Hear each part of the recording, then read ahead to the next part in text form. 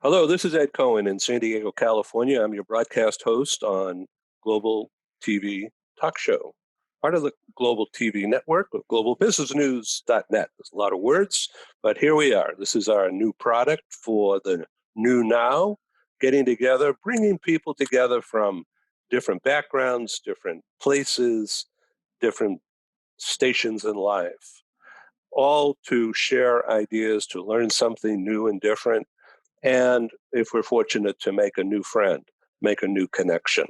So our special guest today is Robyn Hatcher, New York based, media expert with lots of professional background, which she can talk about much better than me. Also, Alphonse Dennis, is an expert in cultural training from a corporate perspective. He'll get into that in just a minute. And John Schultz, we've known each other a while. He's in Long Island, New York. He's an auto industry executive with a huge background living in Asia and other places, doing business worldwide on a corporate basis. So, Robyn, hi, welcome. Please do a better job introducing yourself than I just did. Oh, I couldn't do a better job than you just did, Ed. No. Welcome everybody. Hello, everybody who's here, everybody who's listening. I am what I like to call a communication. Sometimes I call myself a communication doctor. I'm just realizing it's like one of my new taglines is like communication RX, because I like to go in and diagnose what is going on with people's communication and presentation skills, give them a prescription, and then make it better.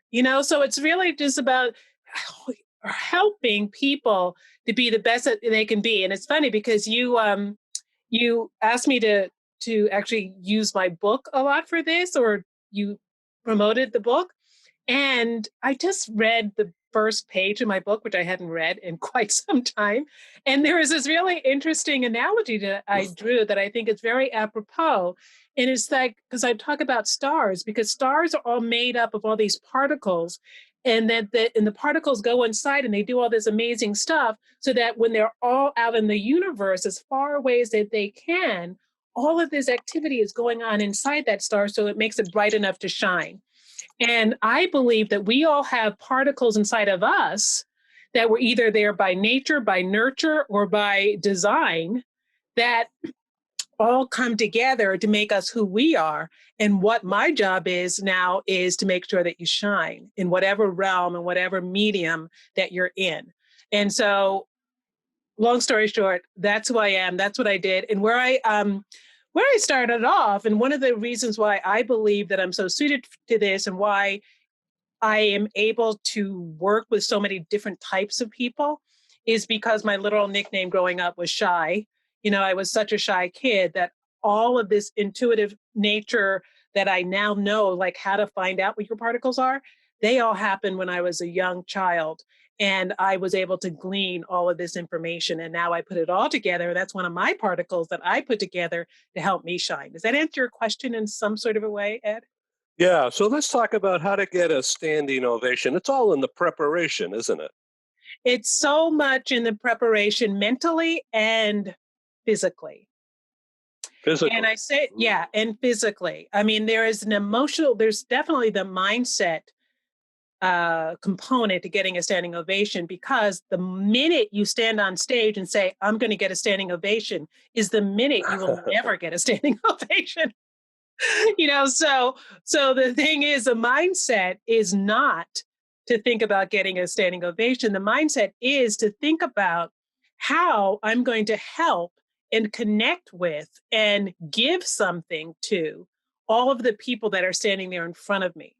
And how am I, if I can connect to the majority of those people, if I can trigger an emotion in those people that are in front of me, their natural instinct is then at the end of that presentation to stand up and say, yes, I feel heard. I am now going to hear and acknowledge you. Okay, so in the preparation, this doesn't mean memorization. In fact, you're you're against that. It's the idea is don't use a teleprompter, don't memorize, use what bullet points and just prepare yourself.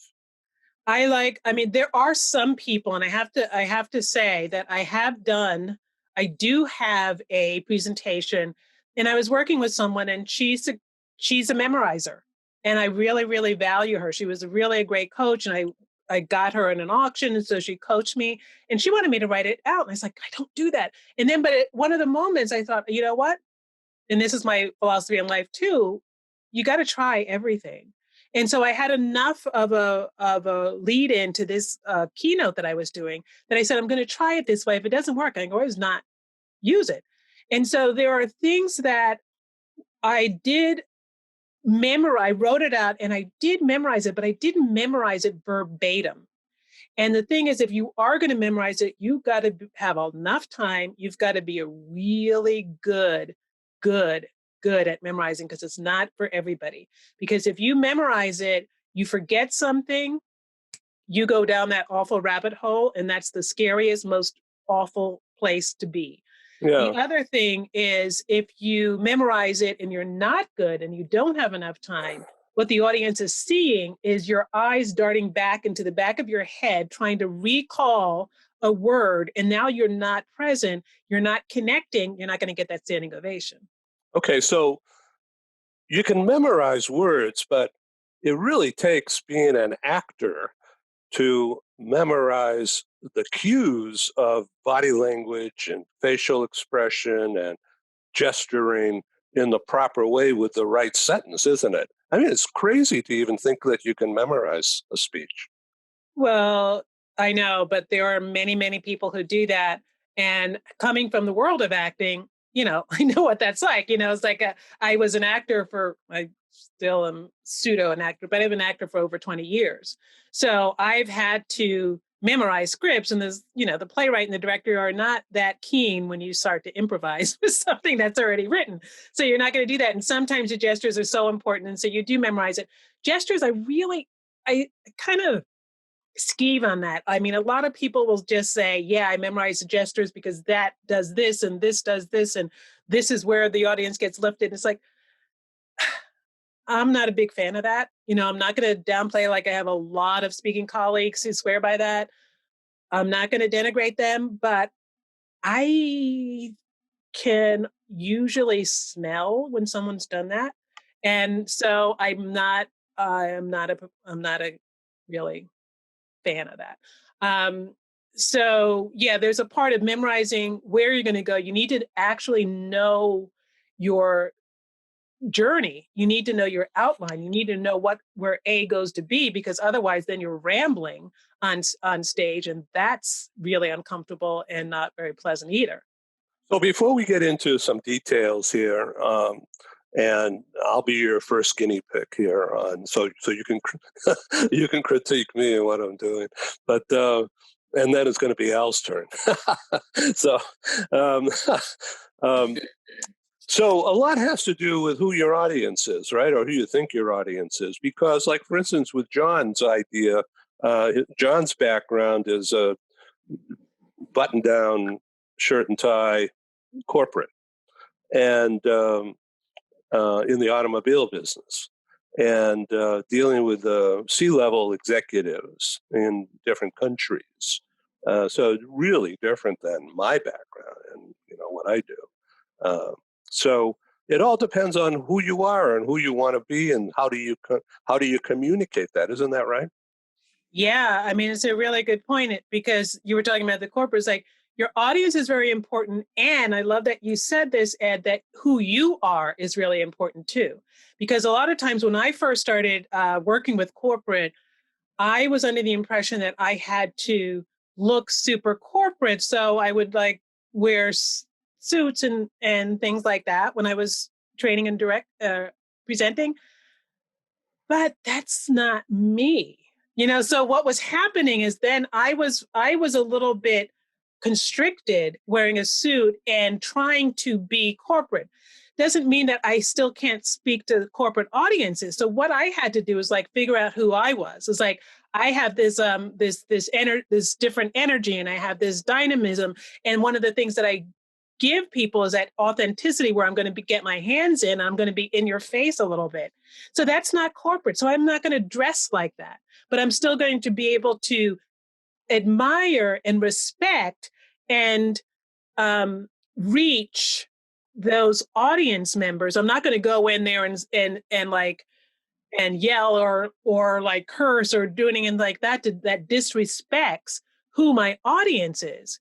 But I'm going to show up as me, the best me that I can be in front of that corporate audience. Does that make sense? Yeah. Okay. So each of us has their own personality, by instinct, and then of course how you manufacture beyond that. But so, like, let's do types. Okay. Mm-hmm. So in your book, uh, you talk about actor type. What type am I? You know, Mr. Nice Guy used to be known as a slick salesman. Keep your hand on your wallet. And but I'm reformed, so I don't do that anymore. Okay. Yeah. So you put me on the spot here. Yes. So there are 9 different actor types. So I'll just go over them really quickly. We've got our hero. We've got our buddy. We've got our whiz kid. We've got our villain. We've got our superhero, comic, ingenue or innocent, and curmudgeon. Okay, so now And Al we've got a Dennis. supermodel. Yeah, so Al Dennis has a corporate background with Hershey Corporation and some others I can't remember right now, Al. But you are involved in cultural aspects, not just DE&I stuff, but people come from a culture, and that means that they express themselves or hear things differently. Isn't that right, Al? Well, good morning, Ed, and thank you, Robyn. I would say yes, absolutely. But obviously, I think what Robyn's alluding to, and it's an honor to be on the call with her, is you have to be the best self that you can be. So if you're going to go into an actor mood, then if that works for you, great. But for me, I believe in authenticity, and I think if you're authentic, and I'm a recovering empath as well. But if as an authentic individual, if you come to, say, for example, to a conversation, and your goal is to get from A to B, and you're your authentic self, or you're not, I think it'd be more impactful. I just think that's basic, but sometimes I overcomplicate things. We all do sometimes. Yeah, it's interesting. I have a love-hate relationship with the word authentic because it's been thrown around so often. And I believe, I have I feel genuine is more applicable here, because one of the things that I always ask when people talk about being authentic is authentic isn't always effective, because a lot of people will then take authenticity and use it as an excuse to be who they are. And I know that's not what you're talking about, Al, but that's why I get really a little cautious around people then saying, I just want to be authentic, because then they'll say, yeah, well, that's who I am. If they don't like it, they can lump it, and then it's on them. So yeah, that's being authentic. You're being true to yourself, but that's not being effective. And sometimes in order to be effective, you may have to adopt a quality that may not be your natural quality or your natural style. And the thing is, with actor types, the idea of finding out what your actor type is to really know that what is your natural style, your natural sense, and your natural style or is what happens to you under stress. Because usually what happens is under stress, you revert to who you really are. And so then you want to look at who that actor type is under stress and say, is this working for me? or what can I then adapt? And I'll give you an example to call on my own, because right now as a speaker, when I'm on stage, when I'm speaking and all that, I am what I would call a hero. You know, the hero is like, you have all this inspiration, you have all this charisma, you are connecting with people, you're charming, all of that. My natural, like I told you, I was extremely shy as a child. So my natural state is more of that buddy type who really wants to be a friend and wants everybody to like them and really be connected. And so when I'm under stress, that buddy gets really big and the hero gets really small. And so I was just on a Zoom call recently, and there was this woman who I was interacting with who was in corporate, and she was like playing that corporate dead face, you know, and like not answering all of my questions with a one syllable. And so that stressed me out, which turned me into my old buddy self. And I'm like, what? You know, it's like I couldn't, you know, I had to like dig to realize what was happening, because the stress happened so quickly. In all the studies that I do, I'm certified in neurolinguistic programming, and so I use a lot of brain-based research on all of the communication and presentation work that I do.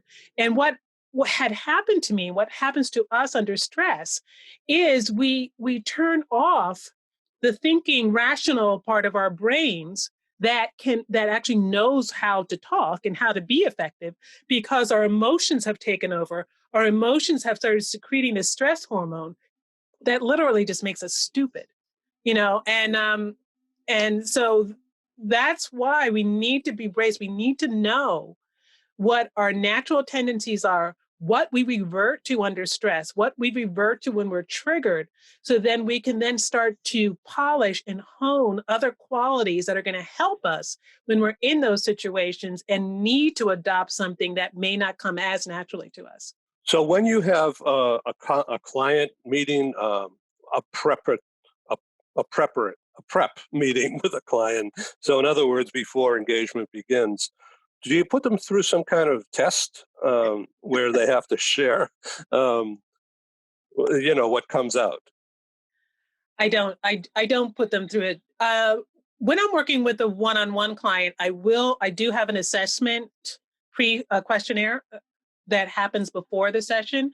So I ask them things about what their values are, what qualities they represent, you know, what they wanted to be when they were 8 years old. I'll talk to you about that later. That's a personal branding thing.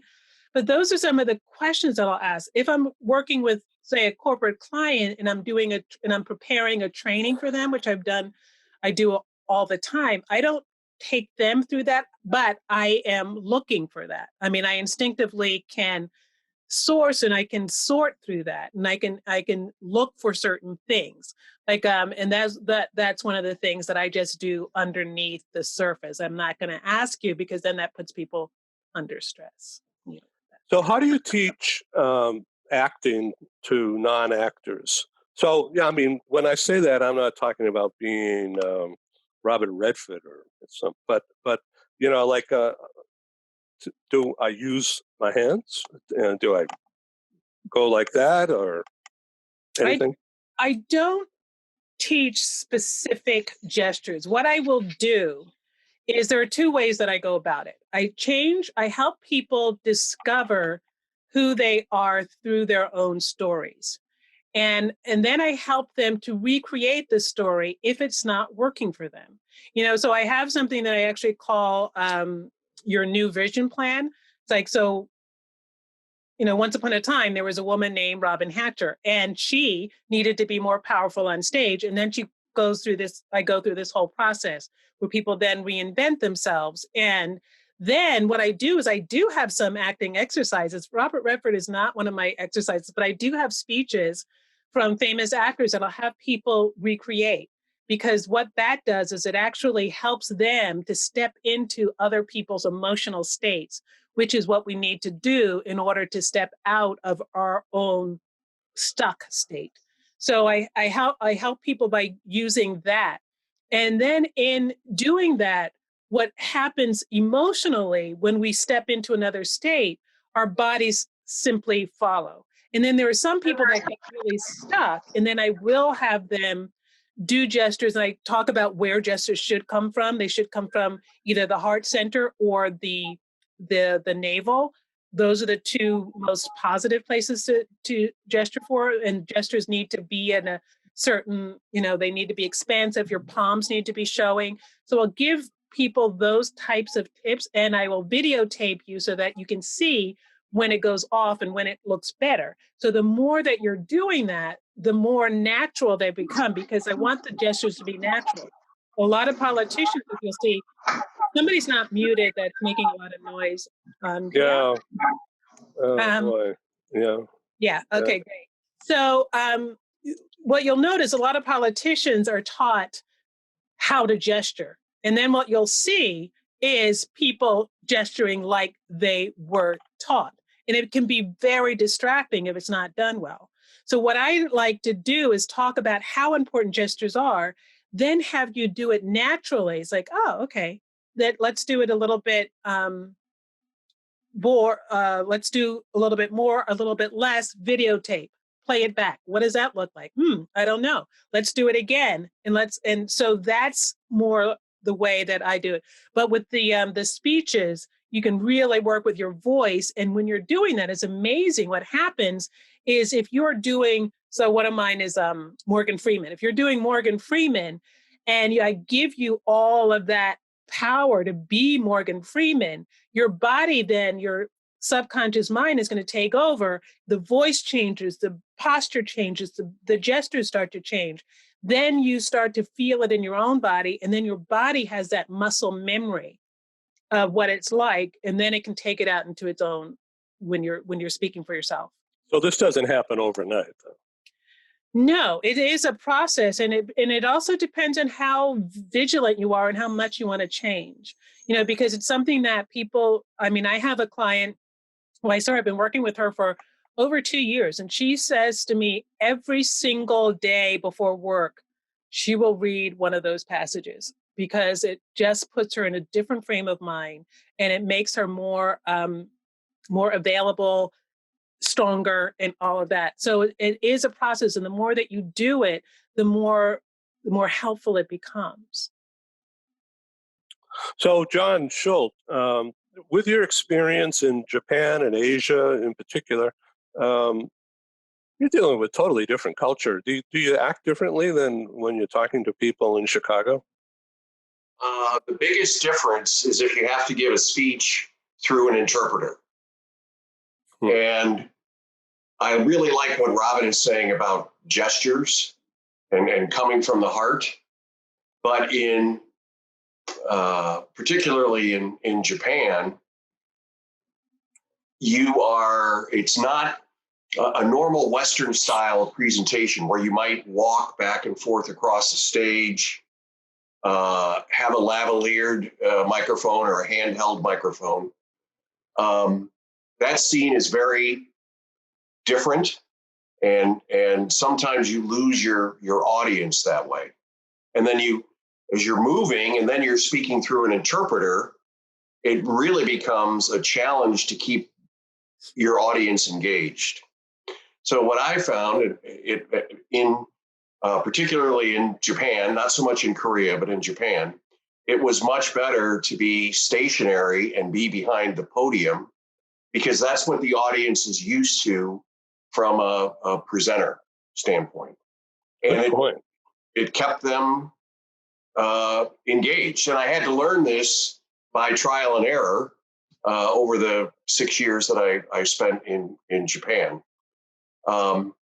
So there, and I think maybe Al would comment on that with his background, but that was my experience, that normal, I'll call it a Western style of presentation, didn't engage the audience as much as a formal, stand behind the podium type of presentation. So as a result of your 6-year experience, you came out better because of, I guess, you gained empathy or a better understanding. So that was my question. That was going to be my question for Robyn, was because as an empath, it's a balance every day. Yes, you have to. I think experience is one of the best teachers of empathy. Unfortunately, not everyone's going to have the same experience, so we can't necessarily. But there is a correlation, and without the question is about empathy and its correlation to the 9 acting styles and being authentic and communication in and of itself. But I'm just curious: is there a way to they say that the IQ can't be changed very much. You have what you have, but your emotional intelligence is something that can be exercised, and you can have an impact on emotional intelligence. And I see a linkage between emotional intelligence and empathy. So that's where I think my question to you, Robyn, is: what do you see empathy? Where do you see empathy's place in this entire equation of communication? Yeah, really interesting question. And there's a fine line there. That there are several different types of empathy. And I've been reading about that a lot. And we always lump into that one type. And I've forgotten like all 3 of them. But but empathy, because you want to understand the other person, but not cross over into sympathy, because then that is a whole different emotion. And so being empathetic means that you have an understanding of that person, but it doesn't mean that you then need to change in order to get through to that person. I don't believe. I believe that understanding then gives you a way to communicate better with that person. And so that's why I like to do styles and types. And the other thing that I do is like what emotional needs people have, because when you know what those emotional needs and triggers are, then with that empathy bone or thing, then you craft your message to then say, that's what that person needs. And what I love to talk about with communication, and it almost has to do with empathy. It's like the analogy I like to use is like, if you believe that sirloin steak is really great for your toddler, and that's what it needs right now, you're not going to just take this big sirloin steak and feed it to your baby. You're going to find a way to either chop it up, emulsify it, do whatever to liquefy it, whatever it does, you can do to make that steak palatable and make it digestible. And that's what I believe, that's the role that empathy plays in communication, is to understand what that digestive system is in your listener, so that you can then prepare your food so that it'll go down smoothly. And so when you know what your style is like, so for instance, one of the styles of the actor types is a whiz kid, and they love data and they love facts and they love figures and they love everything is like clear and everything is talked in these long data points.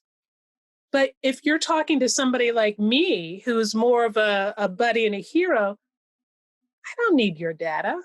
And if you're feeding me data, I'm going to throw it back up, and I'm not going to digest it, and I'm not going to listen to you, and I'm not going to like take in anything that you said. So all that nutrient that you're trying to give me is on the floor somewhere in the toilet, right?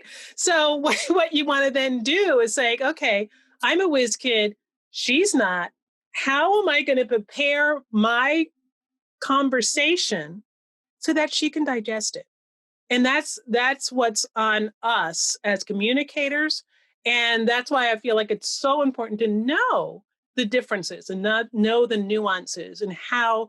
And then we also have to know what's going to trigger that person, so that, just that example I gave you with that, if that person had cared that I was a buddy and I needed connection, then she would have started asking me about my family. She would have started asking me about what things were doing. And then that would have, calmed things down. And then I would have been satisfied. I wouldn't have been triggered. And then we would have had a different type of conversation. What about culture? People from different cultures, whether it's, say, German or Hispanic or what? And John, thanks for the heads up. I will never probably be speaking in Japan. You'd be fine in South Korea. Japan, it's a little bit different. But yeah, cultures. The interesting thing is like one of the things that sparked me to create actor types when I was writing my book was previously in another life, I was teaching English as a second language. And I was teaching to all different types of people from different languages. So I had a lot of Koreans, I had Russians, I had Latin Americans, they were all in the same classroom, Indians.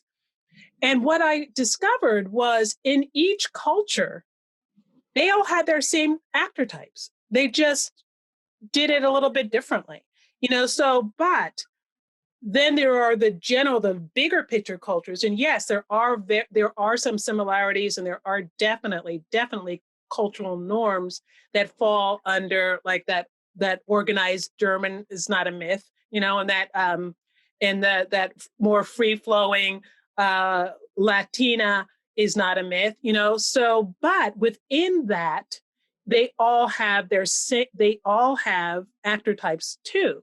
So we can't just blanket away, you're German, you're going to be like this. You still have to go a little bit deeper and find out how their other communication style comes through on top of their culture, or side by side to their culture. Right, thank you. Okay, Paul, we're going to show the forest lawn video, and then on the other side, we're going to be, what I'd like to see us talk about is use a video or slides or don't use anything or what, okay? So you're the teacher, Robyn. We'd like to have your input. Paul, can you please run the video?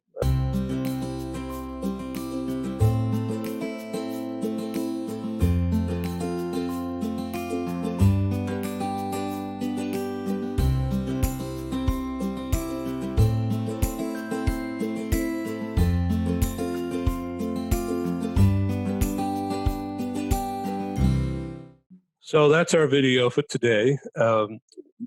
We're always sourcing for sponsors, and we'll have some pretty big news to announce in just a day or two about all that.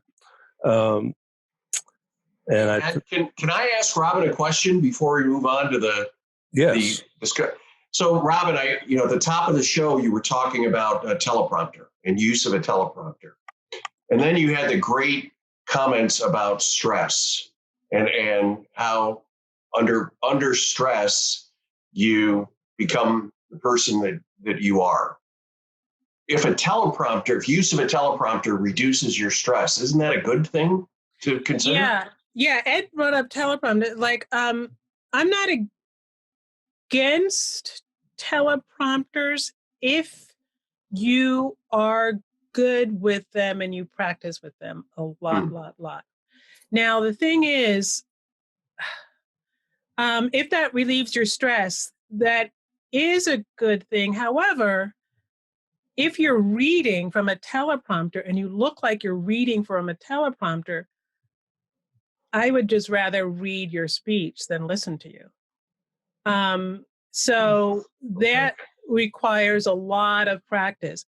I'm actually more in favor of people having 3x5 note cards in their hands with just the sprinkle of what it is that they need, so that they look up and they look down and they get it, so then, because that makes it more interactive. Because if you're using a teleprompter, because like I've used a teleprompter for some times of my video things, but if you're using it just so that I can keep on track, but if you're using it because you're stressed that you're going to forget something, you're probably going to read word for word.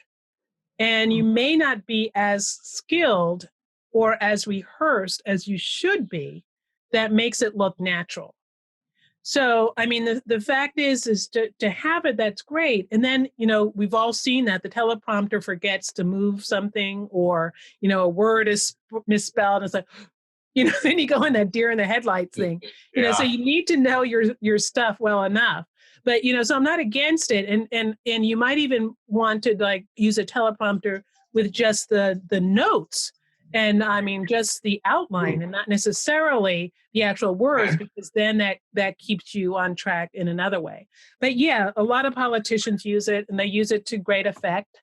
You need to have the right kind, but then again, even on video, people can see your eyes moving, and then that sort of takes you away sometimes. But yeah, so great question, and yeah, it's not. Nothing is black and white. There's not a one size fits all. Whatever works for you. If you've proven it to work and it works really well, I'm all for it. If it gets in the way of your connection with your audience or your connection with your material, then I say revisit it. Al? No, I'm just listening. It's I like that point about the note cards, because that's how I started. As a youth, you'd have the note cards and you put a couple bullet points on there, and you would actually think about and be very well prepared for what you were going to speak to. You just don't want to miss a big topic that needed to be communicated. So, I mean, I completely agree. And thank you for that help on empathy, because that's something that we grow with. But I guess the question would be is from a communication standpoint, what do you think is the most effective way to, or no, a better question would be, how would you grade my personality style? Or actor style, excuse me. Uh-huh. I'm curious. Yeah, I mean, I haven't had enough experience, but I would probably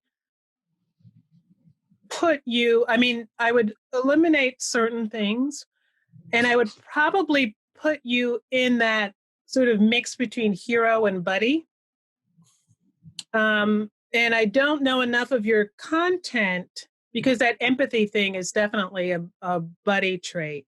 And you present well, so you look, you have this confidence level, so that would then stir you in the hero place. So yeah, so that's where I would go there. But I love that. I mean, I don't aspire to be a hero, but I do aspire to be a buddy. It helps us connect. But I think that without going into detail, there's, like you said, there's nothing is black and white. There's gray area. And I think life's fragility and an experience can really provide a different level of empathy and that same type of connection that you're referring to, or that it may seem like a heroism type thing, but my ego, I don't have an ego. See, the thing is, like, if you're a hero, own it. Because every single, and I talk about this in the book, every single actor type has a fatal flaw. Now, the reason why the heroes are always, like, I was also a screenwriter at one time. I wrote for 2 daytime soap operas. And so heroes always have the Achilles heel in their fatal flaw. And that fatal flaw is usually not showing their vulnerability, not showing their other side, which is why the hero's journey is like what people use when they're creating a screenplay. The hero's journey, because the hero always starts out strong, but along the way, we find their Achilles heel, which makes the movie watchable. Otherwise, nobody cares. And so what happens with a lot of heroes is they go about thinking they're heroes and not showing that fatal flaw, and that's what's wrong.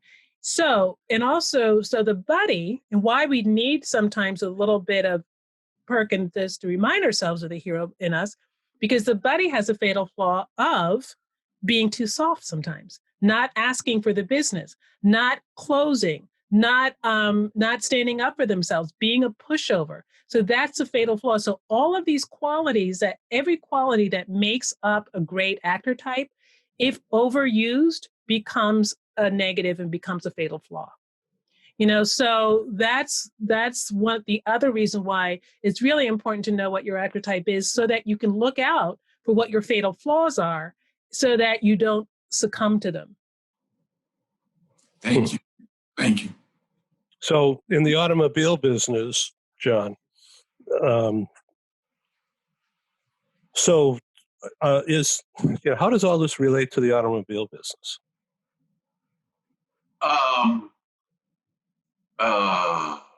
That's a great question. I mean, if you're a corporate person like myself, like I have been in the past, the things that Robyn is talking about and the empathy point that Al brings up are very important if you're speaking to a dealer audience or an audience of employees of dealerships, because they're in a different place than you are on the corporate side. If you're speaking to fellow employees or people from the corporate world, it's a different kind of messaging, different kinds of words, different kinds of points that you're going to make to your audience. I was most of my career when I was at the more senior levels, when I would have to give a presentation, I would use PowerPoint, but I would speak with no notes because I would have reviewed the PowerPoint slides and I would remember what was on each slide, and it would, play behind me on the big screen, right? And I'd be walking around on stage, or if I was in Japan, I'd be standing on the side and speaking from behind a podium. But I still would rarely look at the slides. So this is, I think, Al's point about empathy and understanding who your audience is, and what Robyn was saying about your ability to communicate to keep your audience engaged and listening to you. It's really important to understand your audience. And from an automobile perspective, you have different types of audience. You have your retail dealer network, you have your corporate network. Sometimes you have the press that you have to speak in front of, which is an entirely different type of presentation. But the points that are being raised by both of them are very valid for the automobile industry. Mm. Al, in your background in the food industry, same thing? Same thing, no different. I've not seen it to be different in any industry, to be honest with you. It's been pretty consistent all the way across the board. You really must dig deep. I guess again, I really want to ask Robyn. I'm trying to borrow and be stingy with this time here. But another question I was going to ask Robyn is just along that line. It's how would you say that we can best connect from a diversity standpoint when we know that there are these actor roles that exist, and these 9 rules exist within each and every culture individually. So how would you what would be your take on that? I would be really curious, especially with, your background. So connecting in the D&I space, I feel like one of the biggest issues that we're going to be facing in these upcoming months, years around all the racial unrest and the D&I stuff is the habit that people have in making the assumptions that everybody of a certain race is the same type. Mm-hmm. And I feel like that's one of the things that I would love to be able to do more around in the training and speaking and sharing community with some of these organizations, with some of these corporations, to get them to understand that every person who is of the African-American descent is not of the same communication style and type. And so, and the same as even allies are going to come in different types, and the haters are going to come in different types.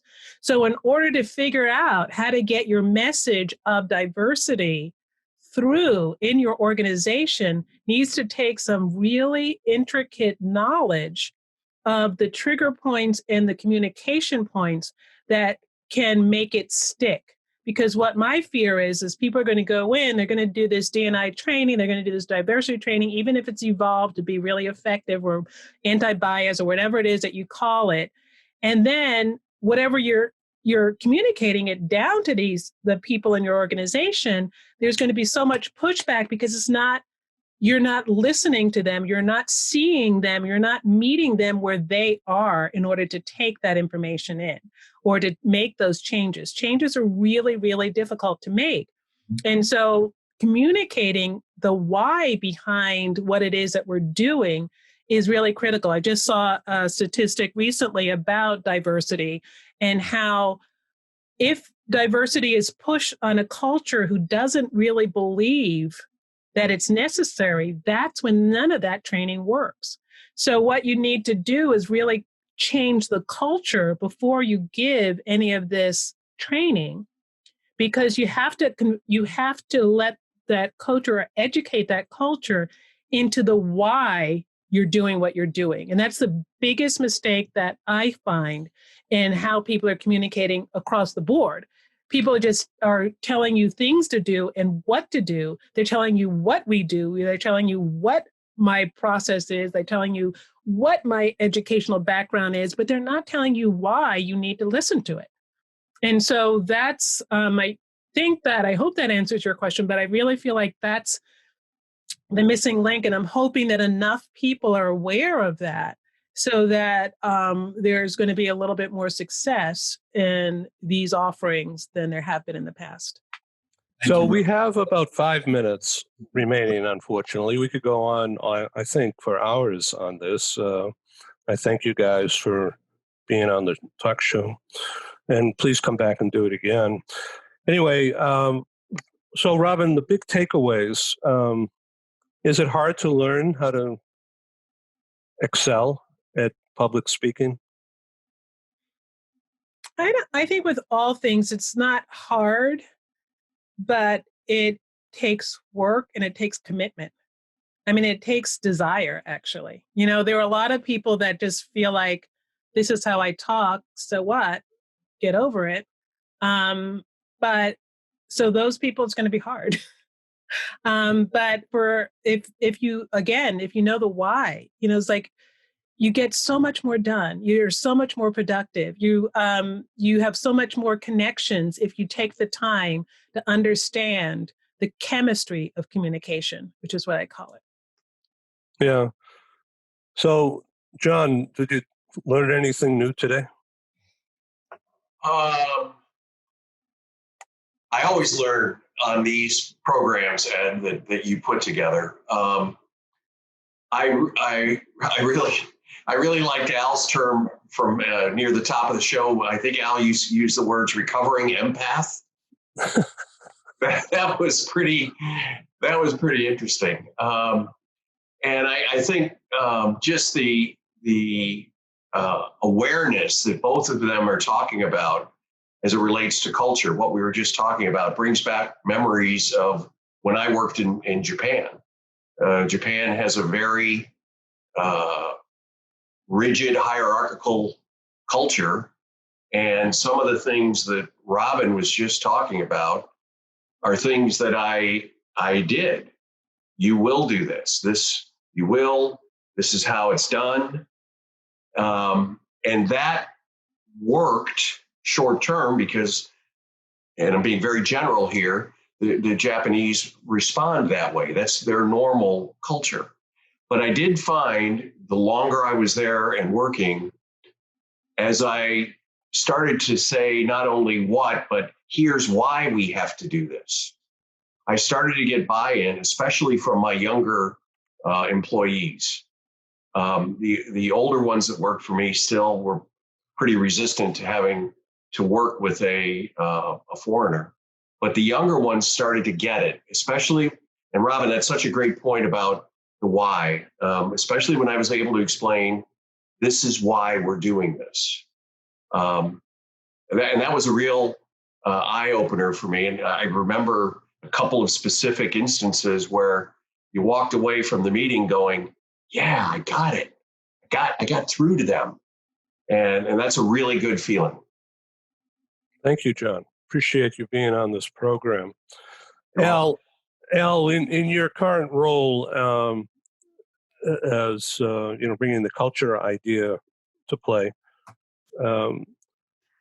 will you agree with me that the hello? Hi. Hello.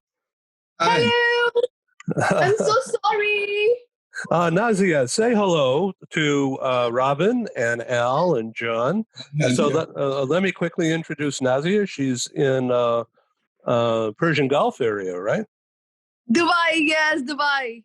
Yeah. Okay. Great. And your role is with the server relocation, right? Yes, so currently consultant for Honeywell. Ah, yeah. So you're on site there, or you work from home? No, I'm on site there. Yeah. Well, that's Yeah. cool. Well, I really appreciate you coming on. I'm sorry for the time. I'm a bit late. I'm so sorry. I got confused with the time. Honestly, I only realized now when it sent me a reminder, and I was like, oh my God, I can't do this. I'm so sorry, guys. Hello, everybody. No, I'm really happy to have you. And so, very quickly, we have been talking about public speaking and preparation, and the role of culture in communicating to employees and customers, and of course, public. Now, everybody does it differently, of course. Sure. So, in your background in the UK and now in Dubai area. Your style of communicating is, I could see, very natural. Wouldn't you agree, Robyn? So far, yeah. Great. So, Nazia, Robyn is a professional trainer in public speaking. And Nazia, just to be very clear, deals in the corporate world of employee mobility, such as it is in these days. It's still going on, though, isn't it, Nazia? It has slowed down a lot of shake, a lot of ripples and downsizing. Mobility is now more it's being scrutinized, I would say, in so many ways, because cost is the biggest thing. So if I can't keep number of employees, I mean, I really don't want to think even about sending somebody. The projects that were all in the pipeline for some time, they kind of are put on hold. And when there is a project or a new entity or a new business opportunity that has been put on hold or canceled or postponed, then eventually the mobility gets affected. Yeah. So when you give talks to customers, do you just talk like you are now, or do you have a formal presentation technique? So I combine both of the things. So I have a presentation which is formal, which is standard. We have a template. When it comes to Middle East, I would say usually there will be some tweaks, some things that will be either added or taken out, or some changes made to the standard global policies, because most companies are American and British, and they have a set of standards that they follow around the world. But when it comes to Middle East, a slight change to way we present the information. Sometimes either with a little added benefit, because it's Middle East, it's Gulf. And the style, of course, it very much depends on the person itself as well. So if I am representing Sarwan and so many others, we probably will have few things in common, because this is how we train our staff and we talk to each other, we learn from each other. But at the same time, you have your own individual personality. So I'm a kind of a personality which has a lot of pros but some cons as well. So I will be like a motherly, like a sisterly thing. I want to make sure somebody's coming, and even it's out of my scope, I will just give him a clue. Like, have you considered the fact that your child is 18 years plus? So if you come into Dubai, you will not have visa. And most of the time, you get the surprise reaction. They said, yes, I didn't know, I didn't realize that. So it always helps to add to a value or something that is something special that you can do more than what is available. I appreciate that, and I can hear your family in the background. So it must be late there, of course. 10 hours from here, anyway, in California. So unfortunately, we're running out of time here, Nazia. I really appreciate your being. Would you use the chat and just give your email or your LinkedIn page, and we can communicate with everybody? Okay. Of course. And I will definitely be on time if you have such a session next time. Yeah, okay. I will keep in touch with you later today, in my day today. I will send you a program list, and we certainly welcome you back. We're broadcasting almost every day. So thank you very much. Robyn, would you like to sum up about where we should go from here and how we could contact you for your kind of trainings? Oh, sure. I mean, I'd love to, like I said, there's so much to be done around communication. And I would love to give prescriptions and diagnoses to as many companies and many corporations as possible so that they can reduce the amount of burnout, the amount of the lack of productivity, the increased engagement through the way that they communicate and they hear communication and take communication. So if anybody needs any of that type of communication RX, please reach out to me. My website is robynhatcher.com. My LinkedIn is Robyn Hatcher. And my email is robyn@speaketc. And I'll be happy to set up any kind of communication, one-on-one or group training that you might need. And thanks everybody. And Al never got his final words to say. So Al, you have 30 seconds, and then I have to close the show. Thank you for having the show. Thank you for having every day. I didn't even know that. Just to agree with Robyn and thank Robyn to her point that it's about understanding the why. It's so important. And I think that's where intentionality comes in. And I wholeheartedly concur that not enough hearts are aware, and more hearts need to become aware of the why. And I think that that's the goal. So thank you, Robyn, and thanks for having me. Thank you so much. Thank you. Yeah, thank you, Ed. It's a pleasure. Thank you. John, thank you again for being on the show. I have to go because I have a broadcast starting in a minute or two from Paris, France. So wow. I got to deal with that. Producer Paul put in a great article if you want to grab that from the chat that I wrote about actor type. So okay, that's great. Thanks, Ed. Thank you. Have fun in Paris. Thank you, buddy. Bye. Yeah, bonsoir.